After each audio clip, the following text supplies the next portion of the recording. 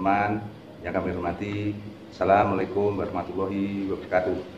Pada sore ini saya akan buat video dengan judul perbandingan atau rasio NPK musim penghujan dan musim kemarau fase vegetatif pada tanaman bawang merah.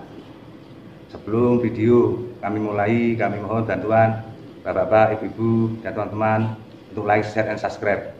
Dengan like, share, dan subscribe, kami lebih giat lagi membuat video-video yang lebih kreatif, serta Bapak-bapak, Ibu-ibu, dan teman-teman bisa mengikuti video kreatif kami selanjutnya. Bawang merah pada umumnya ditanam saat musim kemarau, baik itu ditanam di lahan sawah maupun pegalan.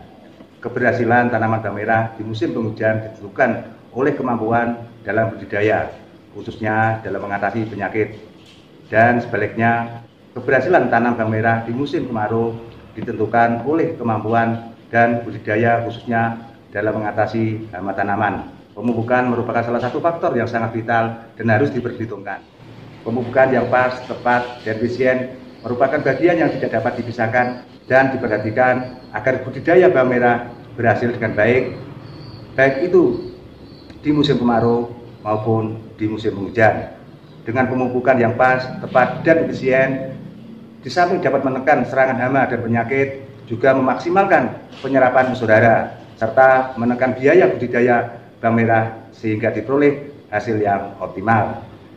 Perbandingan atau rasio NPK adalah angka yang diperoleh dari perbandingan angka kandungan unsur pupuk dalam 100 kg pupuk dikalikan jumlah atau bobot pupuk. Perbandingan atau rasio NPK sangat penting untuk mengendalikan laju pertumbuhan tanaman, baik itu pada fase vegetatif maupun fase generatif, sehingga serangan hama dan penyakit dapat diminimalisir serta penyerapan unsur hara tanaman dapat dimaksimalkan, sehingga hasil budidaya tanaman bawang merah dapat optimal. Pemupukan bawang merah fase vegetatif. A. Dosis NPK 200 kg sampai 350 kg. Rasio NPK musim kemarau, rasio NPK N 3,5 fosfat 1 K1. Pada musim kemarau dibutuhkan yaitu pertumbuhan, sehingga N lebih besar yaitu 3,5 dibandingkan dengan fosfat yang 1 dan kalium 1.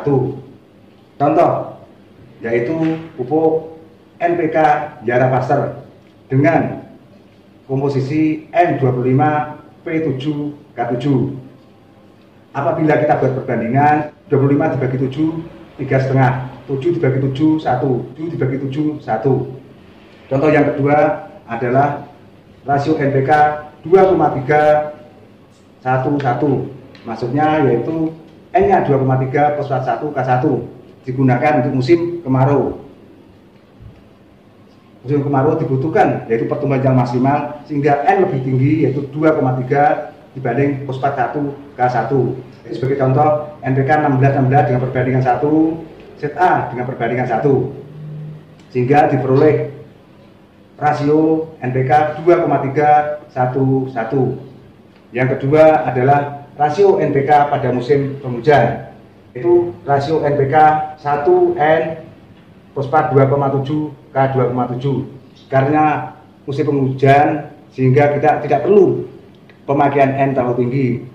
N kita harapkan dari air hujan, sehingga N jumlahnya 1, P2,7 K2,7. Contoh yaitu NPK Yaramila profesional dengan komposisi atau kandungan N9 P25 K25.